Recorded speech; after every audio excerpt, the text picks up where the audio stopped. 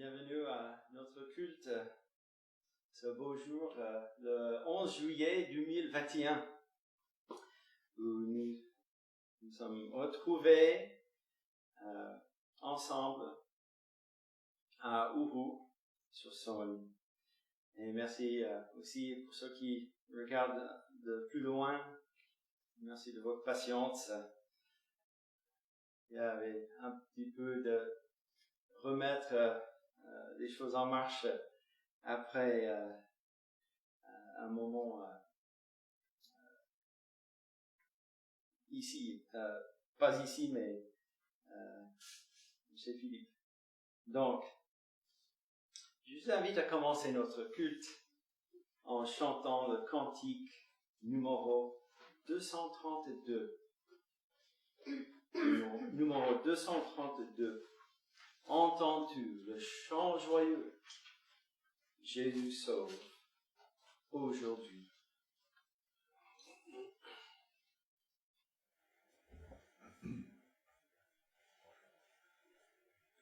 Entends-tu le chant joyeux? Jésus sauve aujourd'hui. Il retentit dans tout lieu. Jésus sauve aujourd'hui. C'est un cri de délivrance, un cantique d'espérance qui remplit l'espace immense. Jésus sauve aujourd'hui. Partout élève la voix. Jésus sauve aujourd'hui. Vaillant héros de la croix. Jésus sauve aujourd'hui. À parler, Jésus t'appelle. Répandons loin la nouvelle. En connais-tu de plus belle? Jésus sauve aujourd'hui. Répète aux pécheurs contrits, Jésus sauve aujourd'hui. Ceux que le mal a servi, Jésus sauve aujourd'hui.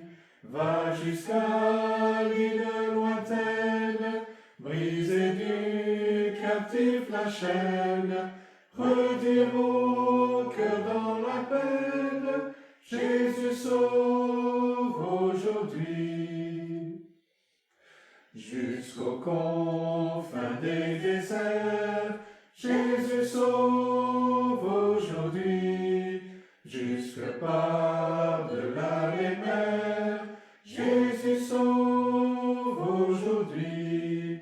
Que d'un pôle à l'autre pôle court la sainte parole qui relève, instruit, console. Jésus sauve aujourd'hui. Et je vous invite à courber avec moi dans la prière. Prions. Oui, notre Dieu, notre Père céleste, nous te louons, nous te bénissons pour aujourd'hui, parce que c'est toi qui nous as donné encore ce jour. Toi qui as créé tous les jours, toi qui as créé tout l'univers et marqué les temps, toi qui as créé le premier jour que tu as révélé dans ta parole, qui a créé toutes choses dans l'univers, qui a créé tout cette terre et tout qui se trouve dans cette terre. Et tu as créé l'homme dans ton image. Tu lui as donné une tâche de veiller sur ta création. Mais ton créature, l'homme, a rebellé contre toi. Et tu nous expliques par la suite par la désobéissance de l'homme que tu as créé. Déjà, tu as mis en place un moyen d'être réconcilié avec ton créature rebelle. Tu nous expliques tout cela dans ta parole. Notre Dieu, tu dévoiles ton dessein dans ta parole. Ces jours bien avant nos jours, dans l'Ancien Testament, ces jours où tu avais créé l'univers, ce monde, tu l'avais déjà jugé une fois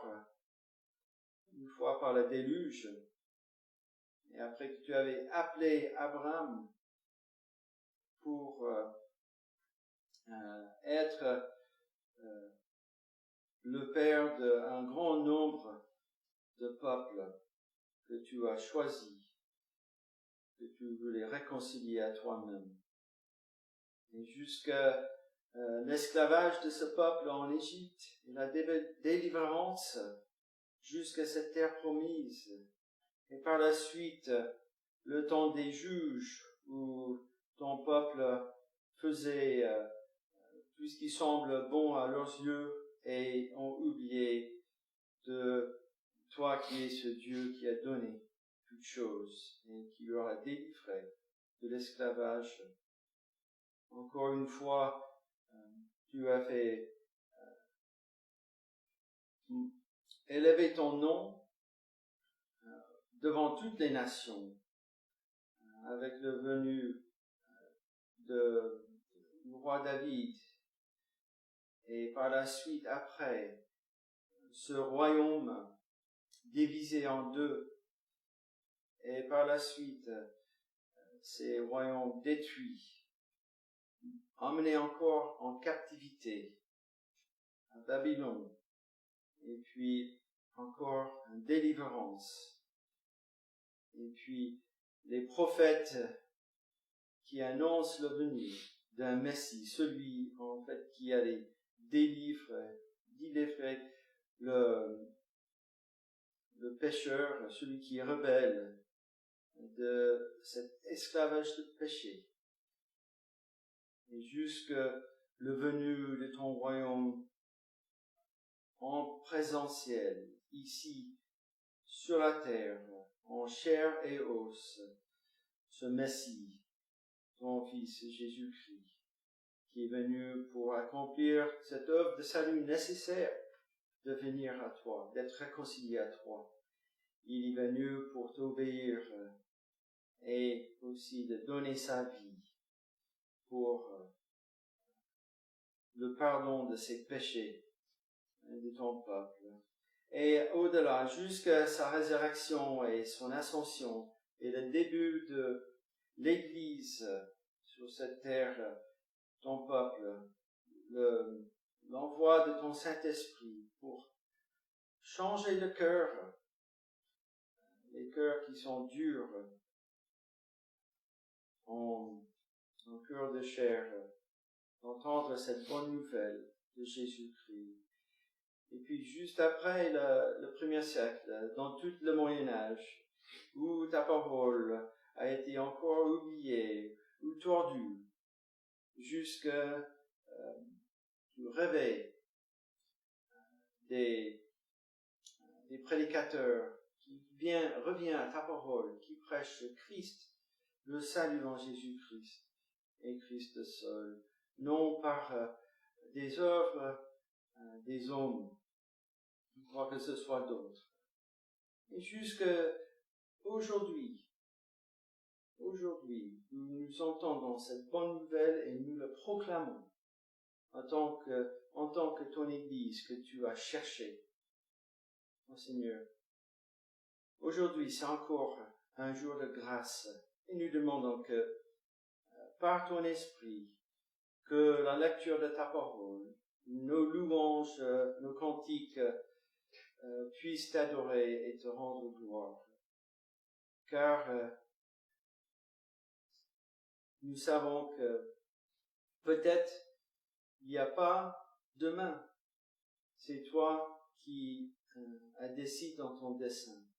Et nous savons qu'il y aura un jour où il n'y aura plus ce moment où Jésus sauve aujourd'hui. Et nous apparaîtrons devant ton trône. Et pour ce jour de jugement, Seigneur, nous voulons être retrouvés devant toi, non avec nos propres justices, mais avec la justice en Jésus-Christ.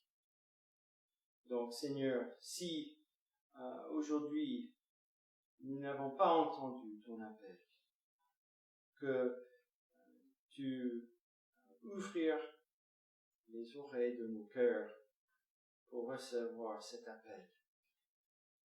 Et que ton Église partout sur cette terre, en Europe, dans tous ces pays en Europe et dans les autres continents, en Afrique, en Asie, en Amérique du Nord, en Amérique du Sud, partout en Australie, que cet évangile est proclamé, que tu cherches des âmes qui te connaissent pas encore, pour ta gloire. Nous pensons aussi à ceux qui sont dans l'isolement, ceux qui sont persécutés, pour ceux qui souffrent des maladies physiques aussi. C'est que tu leur donnes cette force qui vient de toi, de persévérer. Et qu'ils sachent que toi, tu contrôles toutes choses. Conduis-nous dans ces moments ensemble et sois au milieu de nous. Tout cela, nous te demandons au nom de notre Sauveur, Jésus-Christ. Amen. Amen. Eh bien, pour une première lecture dans la Bible, je vous invite à aller dans le livre de Ésaïe. Ésaïe, chapitre 52, nous allons lire quelques versets.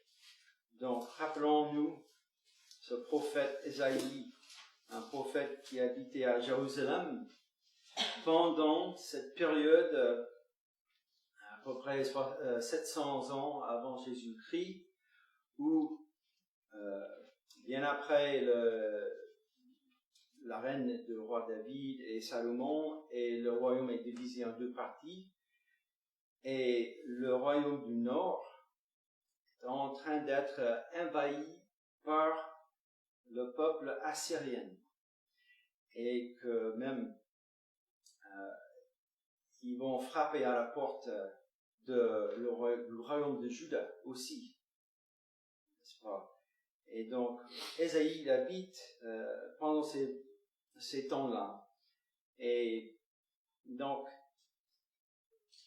Juda et Jérusalem, qui est menacé aussi de tomber, ils font une alliance, le roi Ézéchias, une alliance avec les Babyloniens. Donc voilà, nous avons une partie, la première partie d'Ésaïe, qui parle de ce qui se passe, le peuple oublie de chercher Dieu, de adorer Dieu, ce Dieu de cette alliance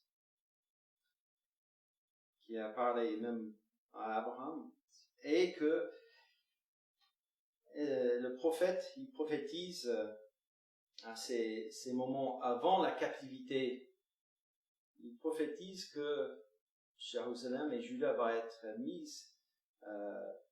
pris en exil à Babylone.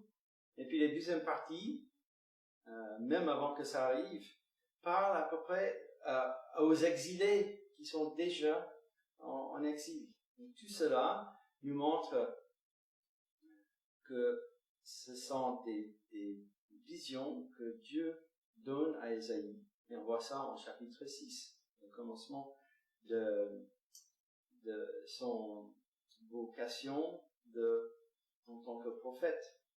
Donc, nous voyons ces choses aussi rappelons-nous la perspective de Dieu lui-même. Et je voudrais juste simplement lire quelques versets dans le chapitre 52 à partir de verset 7. Verset 7, Ésaïe 52. Qu'ils sont beaux sur les montagnes, les pieds de celui qui apporte de bonnes nouvelles, qui publie la paix, de celui qui apporte de bonnes nouvelles, qui publie le salut, de celui qui dit à Sion, ton Dieu règne. La voix de tes sentinelles retentit. Elles élèvent la voix, elles poussent ensemble des cris d'allégresse, car de leurs propres yeux, elles voient que l'Éternel ramène Sion. Verset 9. Éclatez ensemble en cris de joie, ruines de Jérusalem, car l'Éternel console son peuple, il rachète Jérusalem. L'Éternel découvre le bras de sa sainteté aux yeux de toutes les nations, et toutes les extrémités de la terre verront le salut de notre Dieu. Partez, partez, sortez de là, ne touchez rien d'impur, sortez du milieu d'elle. Purifiez-vous, vous qui portez les vases de l'Éternel. Ne sortez pas avec précipitation, ne partez pas en fuyant, car l'Éternel ira devant vous, et le Dieu d'Israël fermera votre marche. Et jusque-là, la lecture, je voulais simplement juste souligner, partager quelques mots sur 2 mots en verset 7. Les mots sont les mots « bonne nouvelle ». Et on voit ces 2 mots « bonne nouvelle », c'est le mot « évangile » qui est utilisé aujourd'hui. Mais à l'époque, voilà, on a ce mot « bonne nouvelle » et avec l'arrière-plan que nous avons, qu'on peut voir le premier sens de ces mots. Eh bien, pourquoi on dit qu'ils sont beaux sur les montagnes, les pieds de celui qui apporte de bonnes nouvelles? Alors, est-ce que vous pouvez imaginer maintenant les sentinelles sur le mur de Jérusalem, par exemple, ou des sentinelles qui sont à l'époque des juges, 500 ans plus tôt, qui veillent sur la plaine, sur le paysage devant, et qui regardent les coureurs qui viennent leur apporter des nouvelles. Parce qu'on n'avait pas des chaînes, des infos, ni la radio, pour expliquer ce qui s'est passé dans les batailles devant la ville. Et donc, il y avait des coureurs qui venaient à la ville pour apporter des nouvelles. Est-ce que la bataille était gagnée? Est-ce que la paix est apportée? Et ainsi de suite. Et ces sentinelles commençaient à être assez adeptes de voir de loin le coureur qui venait, déjà si ça allait être une bonne nouvelle ou pas, par la poussière qui se levait quand il courait. Et ou si c'était une mauvaise nouvelle, peut-être la poussière était moins élevée, parce que le coureur était un peu moins excité ou moins envie d'apporter les nouvelles. Et donc voilà, est-ce qu'on voit cette image? Pourquoi c'est écrit qu'ils sont beaux sur les montagnes, les pieds de celui qui apporte de bonnes nouvelles.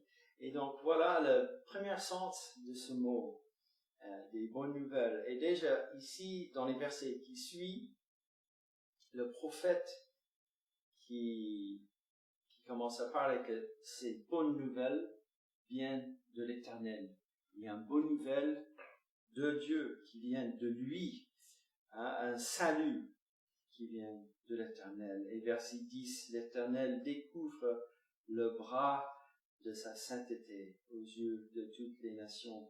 Donc, c'est Dieu qui apporte une bonne nouvelle. Et bien sûr, on est avant le chapitre 53. Et le fin de chapitre 52 parle de ce serviteur qui viendra pour apporter la paix. Un serviteur qui est souffrant, en fait, un petit peu anticlimatique, par rapport à ce que nous pouvons attendre d'un sauveur. Et effectivement, il venait pour le salut de son peuple. Alors, je vous invite maintenant à chanter un cantique qui est le numéro 233. 233. Venez au prince de la vie. Pécheurs, venez à Jésus-Christ. Votre âme en lui sera bénie. Sur vous descendre son esprit. 233.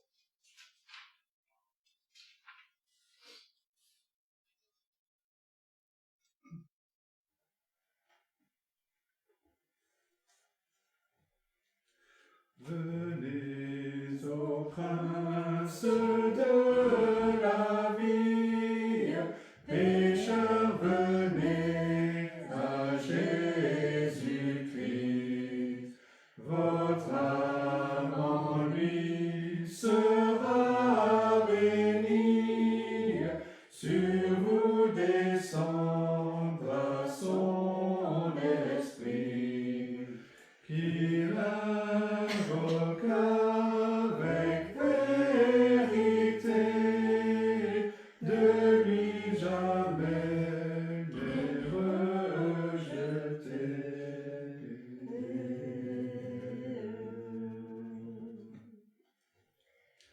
Partout sur la terre et sur l'onde, il sauve, il protège, il défend, jusqu'aux extrémités du monde, son pouvoir, son amour s'étend. Il invoque avec vérité, de lui jamais n'est rejeté.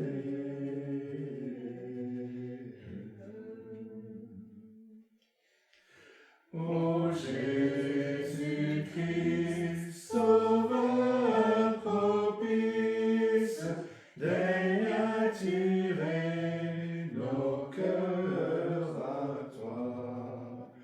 Fais-nous obtenir la justice et la paix qui vient de la foi, qui t'invoque avec vérité, de toi jamais n'est rejeté.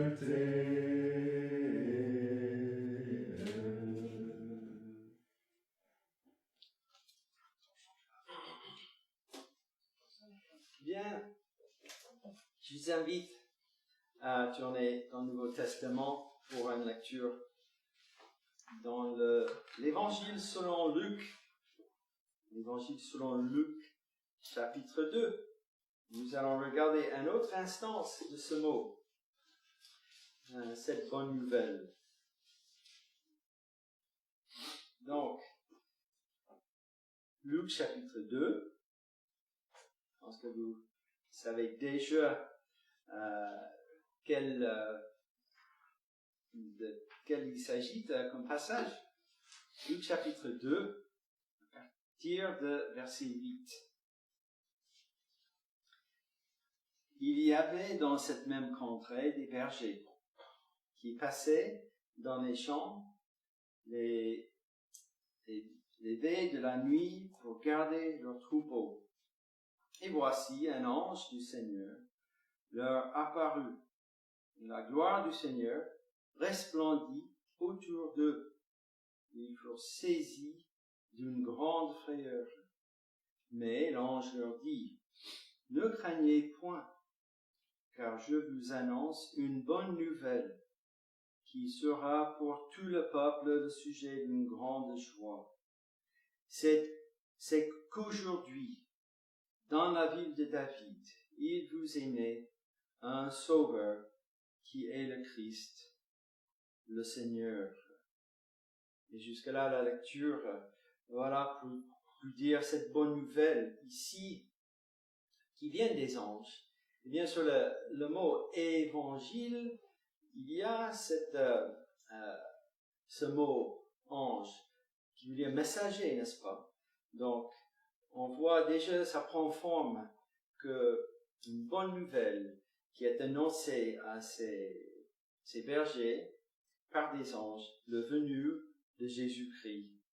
Donc, c'est annoncé dans les évangiles. Alors, le mot évangile devient un terme littéraire, en fait, parce que ces 4 livres des apôtres, on les appelle maintenant les évangiles, n'est-ce pas? La bonne nouvelle. Et donc, c'est en quelque sorte, c'est la bonne nouvelle suprême. On ne peut pas avoir un autre meilleure bonne nouvelle que ce qui est annoncé par Dieu lui-même. Et donc, tout pendant le ministère de notre Seigneur Jésus-Christ, il annonçait le royaume de Dieu, n'est-ce pas? Lui, l'évangile en présentiel, en chair et en os, pour le salut de son peuple, du pécheur devant Dieu. Donc, voilà, une autre instance. Et je vous invite maintenant de chanter le numéro 231, quelques pages en arrière. 231. Une bonne nouvelle descend des cieux. Pécheur, Jésus t'appelle. Lève les yeux. Chargé de ta misère, de tes péchés confus, viens à Jésus, mon frère. Viens à Jésus.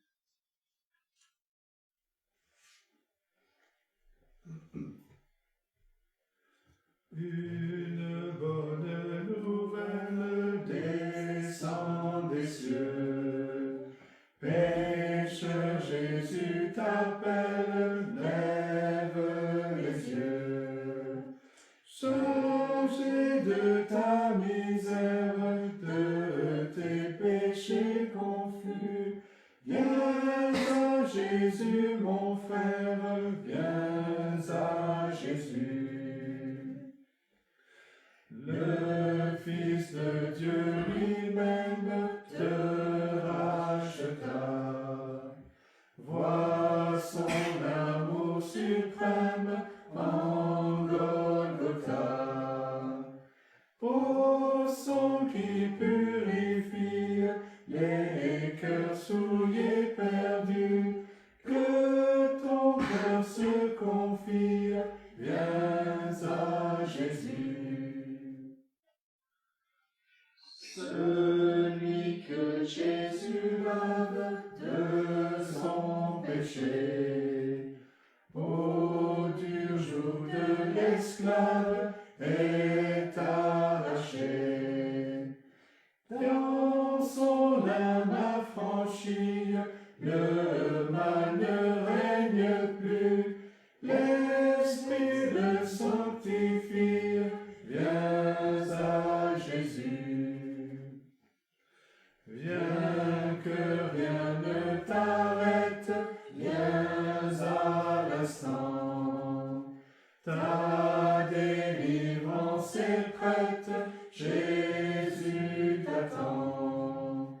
Si tu crois aux victoires, tes péchés ne sont plus, et tu peux chanter gloire, gloire à Jésus. Nous sommes inondés, peut-être vaccinés lorsque nous entendons ce mot évangile que nous ne savons plus le vrai sens de ce mot. Et dans toutes les religions qui parlent d'évangile aujourd'hui, puisque chacun on oublie le Dieu de la parole, et l'homme dans ses religions fait le Dieu un petit peu de sa façon, et que le mot évangile devient tout flou, superflu, et même certains pensent que lorsqu'on dit évangile, on parle déjà d'un secte, quelque chose de vraiment bizarre. Et voilà, nous savons évangile et ce que ça veut dire annoncer, bien clair dans la parole de Dieu, dans plusieurs endroits. Et avant le message, je vous invite à la prière. Prions. Notre Dieu, nous te louons encore une fois pour ce privilège d'être ensemble aujourd'hui pour être à l'écoute de ta parole. Seigneur, nous savons que ta parole qui a annoncé cet évangile de Jésus-Christ, qui est venu sur cette terre, qui a donné sa vie pour ôter les péchés de ton peuple devant ta face, et qui n'est pas resté dans le tombeau, il est ressuscité, le premier est ressuscité, et que il est à la droite, de ta droite, et il intercède pour nous, pour ton peuple, à tout instant. Seigneur, nous savons que le vrai sens de l'évangile, l'homme même qui ne sait pas le vrai sens de ce mot souvent, qui résiste, parce que c'est pas le vrai évangile qu'il entend. Mais toi, avec cette puissance de ton esprit, là, il n'y a aucun vaccin qui peut résister à ça. Et donc, Seigneur, nous te demandons, par ton esprit, que tu viennes avec puissance, de donner puissance de ta parole prêchée, pour justement chercher ces cœurs, de révéler, réconcilier ces cœurs que tu as connus d'avance par ton Fils Jésus-Christ. C'est notre prière alors que nous venons devant ta parole. Nous demandons ces choses à Jésus-Christ. Amen. Amen.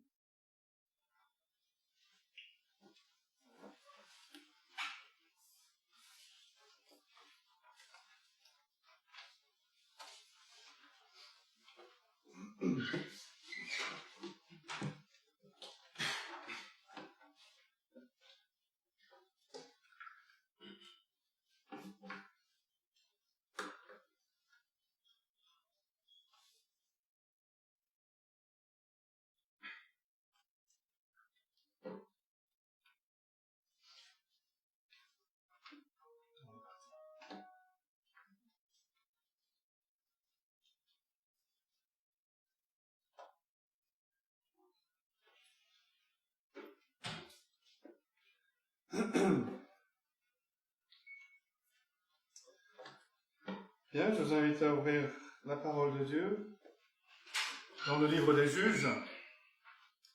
Juges, chapitre 10. Nous continuons notre série dans ce livre. Nous allons voir le chapitre 10 en entier. Juges, chapitre 10. Commençons la lecture au verset 1. Et voici donc la parole de Dieu. Après Abimelech, Tola, fils de Pua, fils de Dodo, homme d'Issachar, se leva pour délivrer Israël. Il habitait à Shamir, dans la montagne d'Éphraïm. Il fut juge en Israël pendant 23 ans, puis il mourut et fut enterré à Shamir. Après lui se leva Jaïr, le Galaadite, qui fut juge en Israël pendant 22 ans. Il avait 30 fils qui montaient sur 30 ânons et qui possédaient 30 villes, appelées encore aujourd'hui Bourg de Jaïr, et situées dans le pays de Galaad. Et Jaïr mourut et fut enterré à Camon. Verset 6. Les enfants d'Israël firent encore ce qui déplaît à l'Éternel. Ils servirent les Baals et les Astartés, les dieux de Syrie, les dieux de Sidon, les dieux de Moab, les dieux des fils d'Ammon et les dieux des Philistins. Et ils abandonnèrent l'Éternel et ne le servirent plus. La colère de l'Éternel s'enflamma contre Israël, et il les vendit entre les mains des Philistins et entre les mains des fils d'Ammon. Ils opprimèrent et écrasèrent les enfants d'Israël cette année-là. Et pendant 18 ans, tous les enfants d'Israël qui étaient de l'autre côté du Jourdain, dans le pays des Amoréens en Galaad. Les fils d'Ammon passèrent le Jourdain pour combattre aussi contre Juda, contre Benjamin et contre la maison d'Éphraïm. Et Israël fut dans une grande détresse. Les enfants d'Israël crièrent à l'Éternel en disant, « Nous avons péché contre toi, car nous avons abandonné notre Dieu et nous avons servi les Baals. » L'Éternel dit aux enfants d'Israël, « Ne vous ai-je pas délivré des Égyptiens, des Amoréens, des fils d'Ammon, des Philistins? Et lorsque les Sidoniens, Amalek et Maon vous opprimèrent, et que vous criâtes à moi, ne vous ai-je pas délivré de leurs mains? Mais vous m'avez abandonné, et vous avez servi d'autres dieux. C'est pourquoi je ne vous délivrerai plus. Allez, invoquez les dieux que vous avez choisis, qu'ils vous délivrent au temps de votre détresse. » Les enfants d'Israël dirent à l'Éternel, « Nous avons péché. Traite-nous comme il te plaira. Seulement daigne nous délivrer aujourd'hui. » Et ils ôtèrent les dieux étrangers du milieu d'eux et servirent l'Éternel qui fut touché des maux d'Israël. Les fils d'Ammon se rassemblèrent et campèrent en Galaad, et les enfants d'Israël se rassemblèrent et campèrent à Mitzpah. Le peuple, les chefs de Galaad se dirent l'un à l'autre, « Quel est l'homme qui commencera l'attaque contre les fils d'Ammon? Il sera chef de tous les habitants de Galaad. » Et jusque-là, la parole de Dieu. Je pense que beaucoup d'entre nous, un jour ou l'autre, nous avons fait un tour de manège, que ce soit dans une fête foraine ou sur un parc d'attractions, peut-être même dans le hall d'une grande surface. Et ces manèges apportent joie et divertissement, pas seulement pour les jeunes, mais aussi pour les parents ou les grands-parents qui s'amusent à voir passer leurs enfants ou leurs petits-enfants et qui leur font un signe à chaque passage. Mais le cauchemar sur un manège, ce serait d'imaginer que l'on est sur un manège qui est géré par quelqu'un qui est méchant et qui refuse d'arrêter le manège pour vous laisser descendre du manège. Et ce manège ne cesse de tourner, de tourner, de tourner. Et à chaque fois que vous passez devant celui qui est en contrôle, il se moque de vous, il se rit avec un de ses rires méchants. C'est une image du péché. Beaucoup de personnes sont tourmentées dans leur conscience à cause du péché, parce que Dieu a écrit sa loi dans la conscience. Et les gens savent instinctivement qu'ils sont en train de faire le mal. Ils aimeraient arrêter. Ils aimeraient sortir de ce cycle où ils essayent de faire le bien, mais ils tombent sans cesse dans le péché. Ils essayent d'échapper, mais ils trouvent que leurs efforts sont encore une fois futiles. Et c'est l'image des juges. C'est l'image que l'on a dans ce livre des juges. Le peuple d'Israël a encore péché, ne comptant pas sur Dieu, préférant se tourner vers les faux dieux qu'adoraient leurs voisins. Dieu, dans sa grâce, a discipliné ce peuple qu'il a choisi en envoyant des ennemis pour opprimer. Et au bout d'un certain temps, le peuple a fait la connexion entre son péché et l'oppression, et il a crié à Dieu pour son aide. Et Dieu, dans sa grâce, a suscité un libérateur qu'il allait utiliser pour chasser l'oppresseur. Le peuple pouvait ensuite jouir de la communion avec Dieu pendant un certain temps, mais rapidement, il se remet à servir d'autres dieux. Et il retombe dans le cycle. Et le cycle ne cesse de tourner. Comment ce peuple que Dieu a choisi pouvait-il descendre de ce manège du péché une fois pour toutes? Le chapitre 10 de ce livre des Juges est unique comparé au reste de l'histoire des Juges. Dans ce chapitre, on trouve le récit très court de 2 juges au début du chapitre avec très peu d'informations à leur sujet, au sujet de leur ministère. Et l'essentiel de ce chapitre contient la description de ces tours de manège qui ne cessent, le manège qui ne cesse de tourner. Et on va frayer notre chemin à travers cette description pour arriver à la conclusion, à ce dernier verset, où nous avons cette question importante. Quel est l'homme qui commencera l'attaque contre les fils d'Ammon? Quel est l'homme qui nous délivrera? C'est la question que tout pécheur doit se poser, s'il veut un jour descendre du manège du péché. Quel est l'homme? Bien sûr, la réponse, Wayne l'a souligné déjà dans la présidence, la réponse nous est donnée dans l'Évangile, la réponse nous est donnée en Jésus-Christ. Et c'est en fait toute l'histoire des juges. Cette histoire nous montre comment il est futile pour les hommes, pour les femmes, d'essayer de trouver la paix avec Dieu en cherchant à garder sa loi. Ça ne marche jamais. La loi nous rappelle sans cesse que nous avons besoin d'un rédempteur, besoin d'un libérateur. Et ce libérateur, cet homme, n'est autre que le Seigneur Jésus-Christ. Il met un terme à ce cauchemar du manège du péché, ce manège qui ne s'arrête pas. Il nous fait descendre de ce manège. Mais donc, premier grand point, les juges appelés Tola et Jaïr, et nous l'avons dans les 5 premiers versets. Après Abimelech, Tola arrive pour délivrer Israël, verset 1. Après Abimelech, Tola, fils de Pua, fils de Dodo, homme d'Issachar, se leva pour délivrer Israël. Il habitait à Shamir, dans la montagne d'Éphraïm.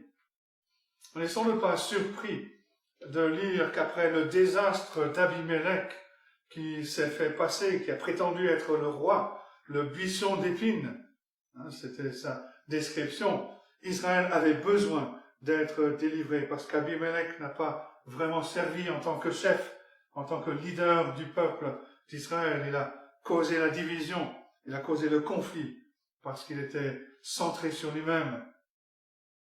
Mais le peuple aussi, la nation entière servait Baal d'une façon ou d'une autre. Et c'est donc toute la nation, tout le pays qui avait besoin de guérison, besoin de revenir à Dieu.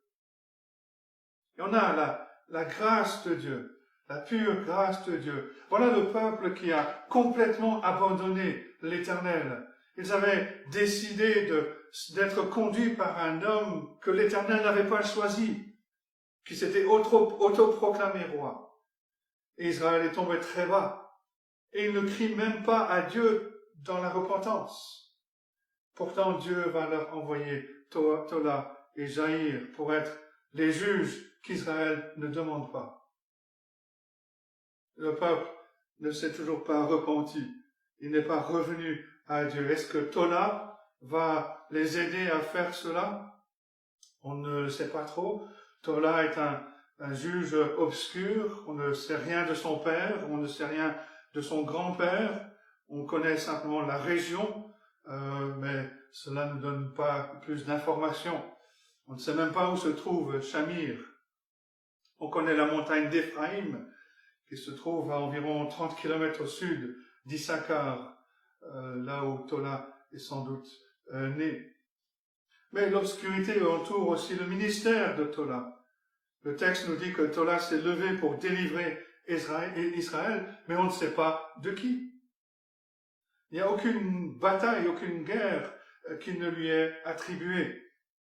Et cependant, Dieu a utilisé ce serviteur pendant 23 ans. Tola fut juge en Israël pendant 23 ans. Et il mourut, il fut enterré à Shamir. Le terme juge, rappelez-vous, veut décrire celui qui s'est assis pour juger, c'est-à-dire que le peuple d'Israël allait vers lui pour entendre les décisions de la part de l'Éternel. Et c'est tout ce que nous savons au sujet de l'œuvre de Dieu à travers Tola. Et puis arrive un deuxième du nom de Jaïr, qui a conduit le peuple d'Israël pendant 22 ans. Verset 3, après Tola se leva Jaïr, le Galaadite, qui fut juge en Israël pendant 22 ans. Tola, l'inconnu, a servi de connecteur avec Abimelech, le fameux. Jaïr, l'inconnu, a servi de connecteur avec Jephthé, le fameux, qui vient après lui. Et Jephthé, nous allons le voir durant la semaine prochaine, vient de la même région que Jaïr, de Galaad, qui est une région à l'est du Jourdain, qui allait, si vous regardez une carte, de la pointe nord de la mer Morte jusqu'à pratiquement la pointe sud de la mer de Galilée. Une des premières sections de la terre de la promesse qui a été conquise. Une région très riche, très fertile pour les cultures, pour les pâturages des troupeaux. Et d'après les informations que l'on a dans ce texte, on pourrait conclure que les temps étaient plutôt favorables pour Jaïr. La prospérité de son temps se révèle peut-être dans ce chiffre 30, qui semble être un nombre important pour Jaïr, versets 4 et 5. Il avait 30 fils qui montaient sur 30 annons et qui possédaient 30 villes. C'était sans doute une de ces périodes de repos dont parle le livre des Juges. Ces périodes pouvaient durer 40 ans, 80 ans. On le lit au chapitre 3, par exemple. Et le fait que ces 30 fils montaient sur 30 annons et possédaient ou supervisaient 30 villes décrivait probablement la paix, la prospérité, le repos pendant cette période. Mais cette image nous rappelle qu'en temps de paix et de prospérité, nous avons une tendance à devenir négligents, léthargiques dans notre marche avec le Seigneur. Quand les choses vont bien, on n'est pas aussi dépendant du Seigneur que l'on devrait l'être. Et quand on ne dépend pas de lui, on s'éloigne de lui. Et quand on s'éloigne de lui, on se dirige vers le manège du péché. Et c'est là que le cauchemar recommence. Et donc le deuxième grand point, qui est le point le plus important, la description de ce cauchemar. Et petit a, l'histoire de Dieu révèle que son peuple refait un tour de manège. Le peuple a péché. C'est un refrain qu'on entend, qu'on lit souvent dans ce livre des Juges. Les enfants d'Israël, verset 6, firent encore ce qui déplaît à l'Éternel. Qu'est-ce qu'ils ont fait? La même chose que la dernière fois. Ils ont choisi de servir les faux dieux de leurs voisins. Ils servirent les Baals, les Astartés, les dieux de Syrie, les dieux de Sidon, les dieux de Moab, les dieux des fils d'Ammon et les dieux des Philistins. Dieu a évalué leur choix comme étant mauvais, c'est-à-dire le contraire de bon. La loi de Dieu a dressé ce choix devant nous en Deutéronome 30, verset 15. Vois, je mets aujourd'hui devant toi la vie et le bien, la mort et le mal. La vie vécue dans sa plénitude, en communion avec Dieu. Ça, c'est ce qui est bien. Vivre en communion avec Dieu. Rejeter Dieu entraîne le mal qui conduit inévitablement à la mort. La mort physique, la mort spirituelle. Et le mal cause des dégâts, cause de la souffrance, de la misère, pas seulement selon l'évaluation de Dieu, mais aussi dans l'expérience. Et pourtant, l'homme et Satan cherchent à réinterpréter le mal. le prophète, ou Dieu pourtant parlant par le prophète Ésaïe, Ésaïe 5, verset 20, dit ceci: « Malheur à ceux qui appellent le mal bien, et le bien mal, qui changent les ténèbres en lumière et la lumière en ténèbres, qui changent l'amertume en douceur et la douceur en amertume. » Et on voit cette tentative folle aujourd'hui dans pratiquement chaque partie de notre culture, des célébrités jusqu'aux politiques, des personnes qui veulent redéfinir le mal. Transformer le mal et dire que c'est bien. Et inversement, dire que ce qui est bien est mal.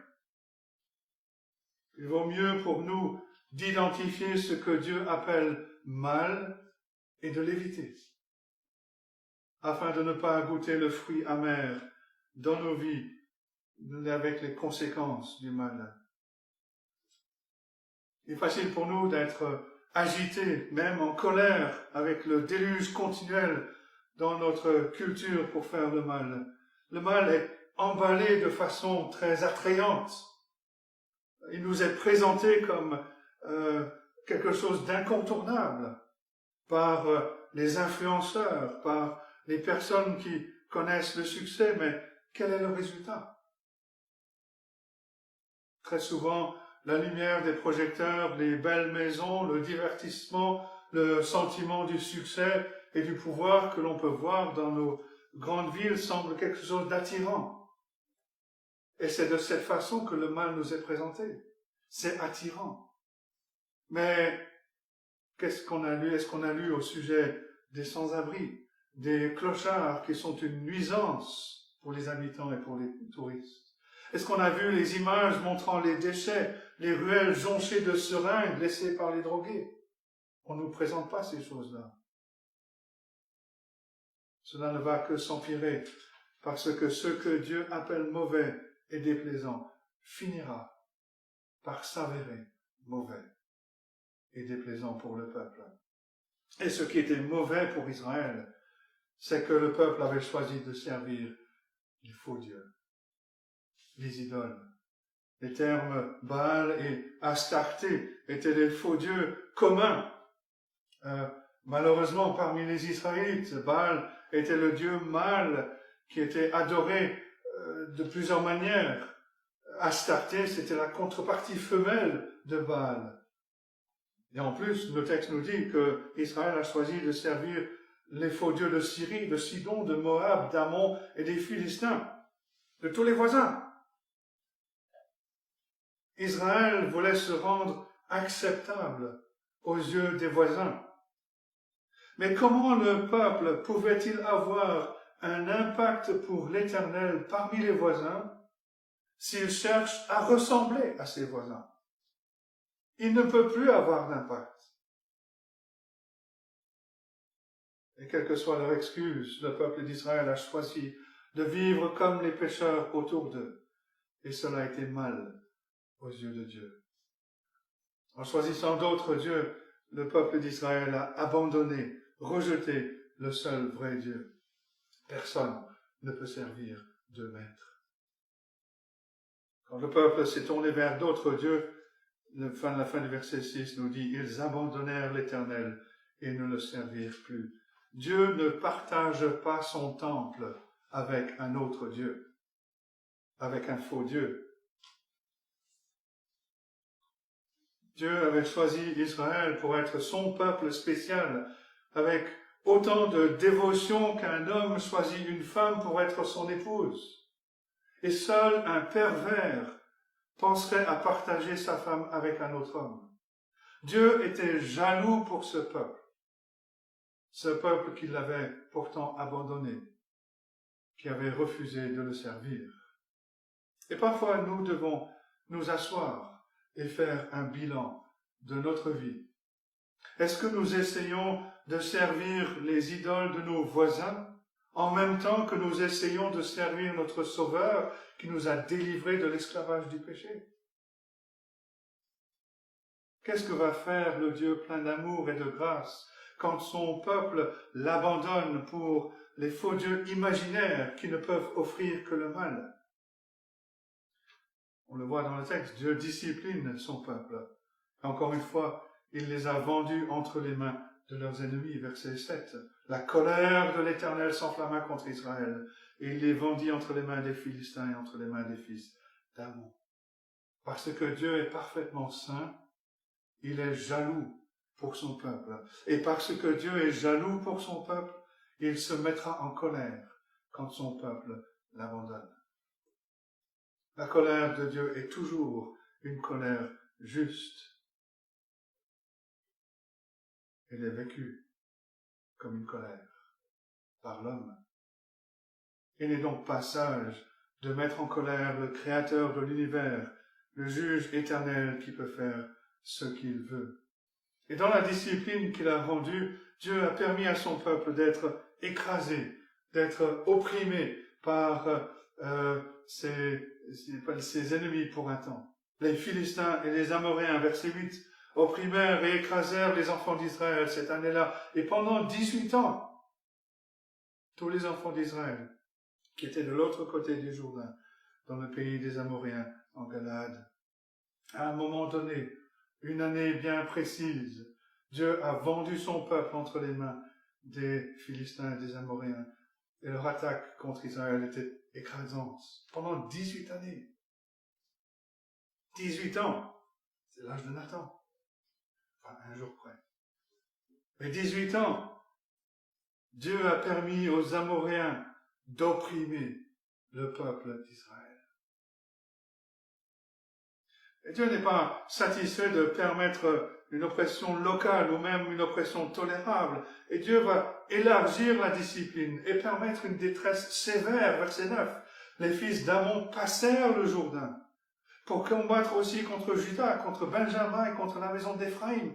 Et Israël fut dans une grande détresse. Après avoir assujetti le peuple d'Israël à l'est du Jourdain, les Amoréens ont traversé le Jourdain et s'attaquent à deux des plus importantes tribus d'Israël. Et en un mot, toute la nation était dans une grande détresse à cause de la discipline de Dieu par la main des Amoréens. Si vous souffrez de claustrophobie, vous comprendrez ce mot détresse. Ça veut dire être pressé dans un endroit qui est trop petit, où on ne peut plus bouger, on ne peut plus se retourner. C'est le cauchemar du technicien qui vous met dans l'appareil pour une IRM, et puis il oublie que vous êtes là. Il éteint les lumières, et il rentre chez lui. Et nous, on est coincés. Voilà la détresse. Voilà la détresse du peuple d'Israël. Petit b, malade du péché, le peuple crie à Dieu. Le peuple était malade des conséquences du péché qu'il avait commis en abandonnant Dieu. Il a reconnu son péché. Il a admis qu'il avait offensé l'Éternel. Verset 10, les enfants d'Israël crièrent à l'Éternel en disant « Nous avons péché contre toi ». Ils étaient d'accord avec Dieu qu'ils étaient passés à côté de ses standards de justice. Ils étaient d'accord avec Dieu que leur choix avait été une attaque contre Dieu. Et donc, les Israélites ont clairement identifié leur péché. Ils ont péché, verset 10, car nous avons abandonné notre Dieu et nous avons servi les Baals. Le peuple a offensé Dieu en manquant de lui faire confiance, ce qui se manifeste par le peuple qui ne dépend plus de Dieu, qui ne vit plus dans une dépendance de Dieu. Et rien ne change, rien n'a changé aujourd'hui. On démontre qu'on ne fait pas confiance en Dieu quand on se tourne vers des idoles, vers des dieux imaginaires. Être désolé pour avoir commis un péché, c'est bien. Dire la même chose que Dieu au sujet du péché, c'est bien. Mais parce que le peuple avait tendance à tourner en rond sur cette question, Dieu va répéter le cycle pour leur rappeler combien ils étaient inconstants, combien ils étaient capricieux. Et là, c'est Dieu qui leur parle directement. C'est plus un juge, C'est Dieu qui leur parle directement. Il leur dit que dans sa grâce, il avait délivré le peuple à de nombreuses reprises dans le passé. Verset 11, l'Éternel dit aux enfants d'Israël, « Ne vous ai-je pas délivré des Égyptiens, des Amoréens, des fils d'Amon, des Philistins? Lorsque les Sidoniens, Amalek et Mahon vous opprimèrent et que vous criâtes à moi, ne vous ai-je pas délivré de leurs mains ?» Dieu avait été plein de grâce envers ce peuple en le délivrant ce peuple qu'il avait choisi de l'esclavage d'Égypte. Et même après avoir établi le peuple dans la terre de la promesse, il les a délivrés à plusieurs reprises de l'oppression de leurs ennemis. Mais malgré la grâce de Dieu, le peuple l'a rejeté. Et donc Dieu lance cet ultimatum sévère, verset 13. « Mais vous m'avez abandonné, vous avez servi d'autres dieux. C'est pourquoi je ne vous délivrerai plus. » Personne ne pouvait nier qu'ils avaient abandonné Dieu. Mais qu'en est-il de la réponse de Dieu? Est-ce que Dieu n'allait réellement plus les délivrer? Certaines de ces personnes sont mortes sans être délivrées de l'oppression des Amoréens. Des années plus tard, des milliers d'Israélites qui avaient rejeté l'Éternel sont morts entre les mains des Assyriens, des Babyloniens.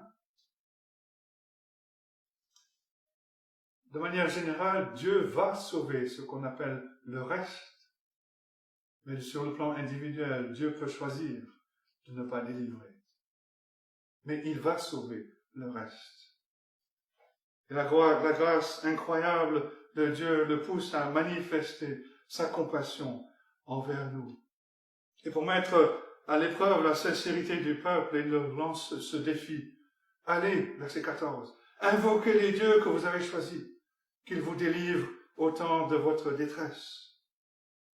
Dieu leur montre que leur demande n'est simplement que la demande d'un faible envers un plus fort pour qu'il le soulage de sa misère, alors que la repentance, c'est une conviction du cœur, une haine de ce qui a été fait sans tenir compte des conséquences.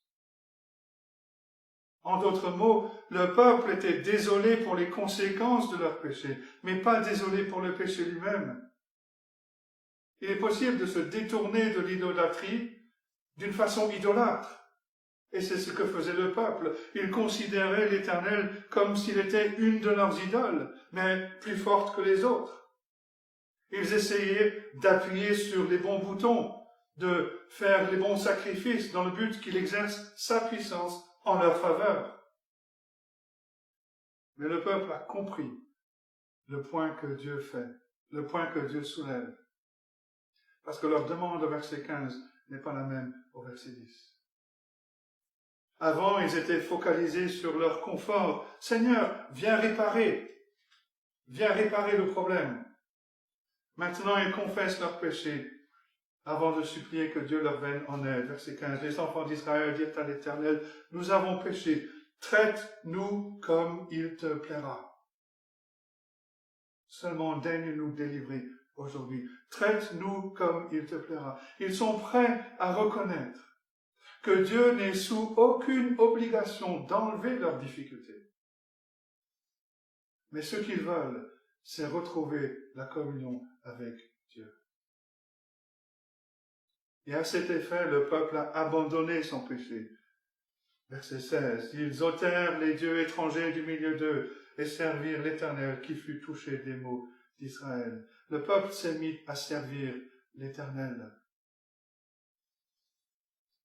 Quand le peuple a vu la détresse, quand Dieu a vu la détresse de son peuple, ce peuple qu'il avait choisi, quand il a vu la confession de leur péché, leur repentance et leur misère qui continuait, son cœur a été ému. La phrase tout qui est traduite par « il fut touché des maux d'Israël » peut aussi être traduite par « l'Éternel ne put supporter plus longtemps les souffrances d'Israël ». Oui, Dieu envoie la misère, Dieu envoie la souffrance sur son peuple pour révéler le péché de son peuple. Dieu discipline son peuple parce qu'il sait que cela est bon et nécessaire pour nous. Mais comme un père, comme un mère envers son enfant, Dieu est heureux quand il voit son peuple confesser son péché, se repentir, parce qu'il peut commencer à enlever la pression. Tout cela est encourageant, mais les conséquences du péché continuent à tourmenter le peuple. Verset 17, les fils d'Amon se rassemblèrent et campèrent en Galaad, et les enfants d'Israël se rassemblèrent et campèrent à Mitzpah. Pourquoi Dieu permettrait-il cela, après que le peuple ait confessé ses péchés et se soit repenti? Parce que nous avons besoin d'apprendre. Nous avons besoin d'apprendre et nous sommes lents à apprendre.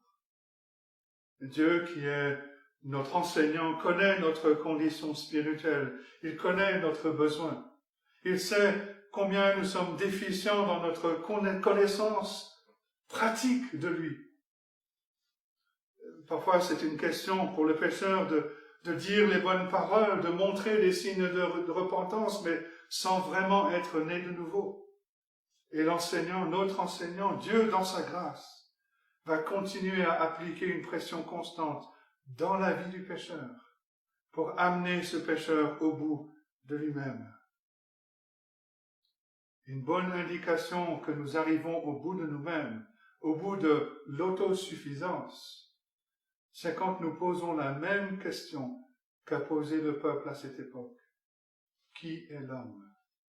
Qui peut nous délivrer? Verset 18. Le peuple, le chef de Galaad, se dirent l'un à l'autre, quel est l'homme qui commencera l'attaque contre les fils d'Amon? Il sera chef de tous les habitants de Galaad.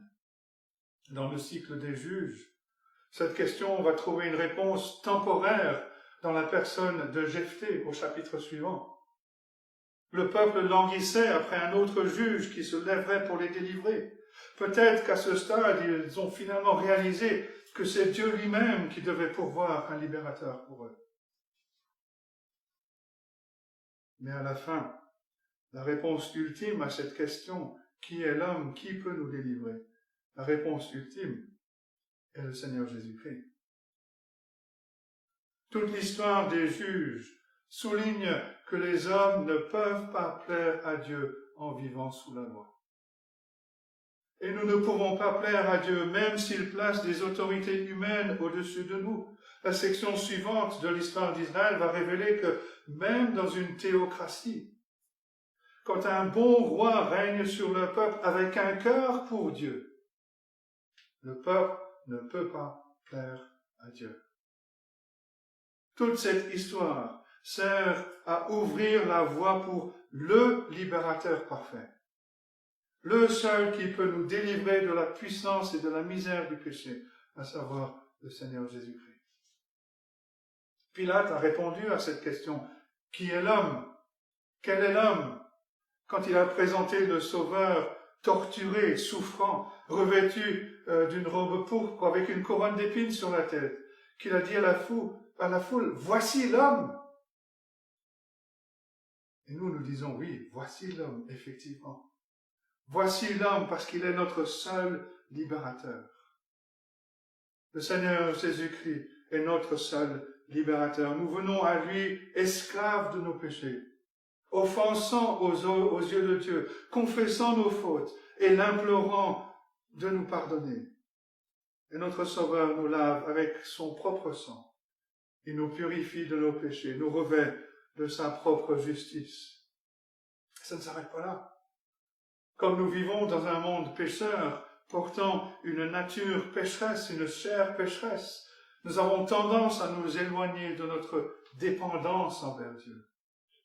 Et quand Dieu, dans sa grâce, nous fait prendre conscience de notre éloignement, il nous fait revenir à lui. Nous confessons nos fautes et il restaure notre communion. L'apôtre Jean nous rassure avec ces paroles en 1 Jean 2, versets 1 et 2. Mes petits enfants, je vous écris ces choses afin que vous ne péchiez point. Si quelqu'un a péché, nous avons un avocat auprès du Père, Jésus-Christ le juste. Il est lui-même une victime expiatoire pour nos péchés, non seulement pour les nôtres, mais aussi pour ceux du monde entier, c'est-à-dire les péchés de tous ceux qui croient en lui, où qu'ils soient dans le monde. Nous sommes faits comme les Israélites. Nous avons la même nature pécheresse qu'eux. C'est pourquoi nous savons qu'il est très facile de s'éloigner de Dieu.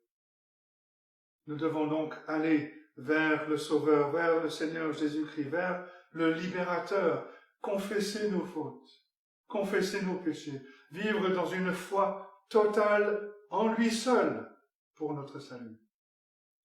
Pas dans nos œuvres ou quoi que ce soit, en lui seul. Et chaque jour, nous avons besoin d'aller à lui, besoin de reconnaître nos fautes, de confesser nos péchés, sachant qu'il nous lave, comme il a lavé les pieds des disciples, parce qu'il ramassait la poussière du jour. Nous avons besoin qu'il nous lave, pour que nous puissions jouir de la communion avec lui, de la communion avec le Père, mais aussi de la communion les uns avec les autres. Et c'est de cette façon que nous descendons du manège du péché. Alors venons à Christ et à lui seul. Que Dieu nous aide à méditer sur ces choses et qu'il bénisse sa parole à nos cœurs. Amen.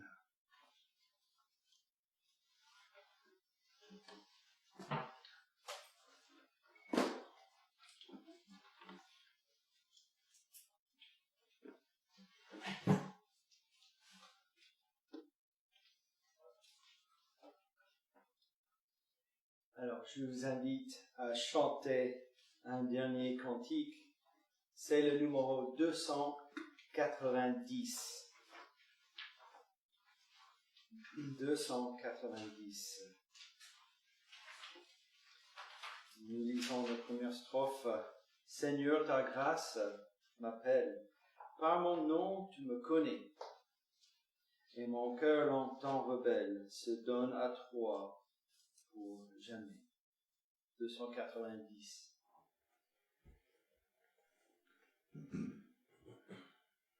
Seigneur, ta grâce m'appelle, par mon nom tu me connais, et mon cœur longtemps rebelle se donne à toi pour jamais. C'est pour toi que je veux vivre, car toi seul est mon berger. C'est toi seul que je veux suivre, et non plus un étranger. N'as-tu pas donné ta vie pour me sauver, mon pasteur? Gloire à ta grâce infinie, gloire à toi, mon Rédempteur.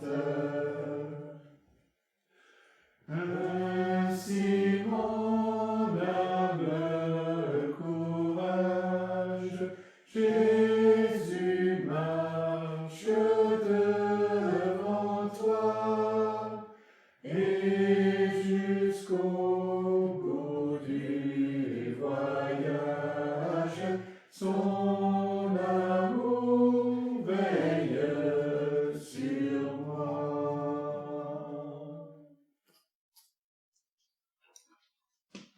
Et nous terminons notre culte avec cette bénédiction dans le chapitre 15 de Romains, qui dit que le Dieu de la persévérance et de la consolation vous donne d'avoir les mêmes sentiments les uns envers les autres selon Jésus-Christ, afin que tous ensemble, d'une seule bouche, vous glorifiez le Dieu et Père de notre Seigneur Jésus-Christ. Amen. Bon dimanche et bonne semaine.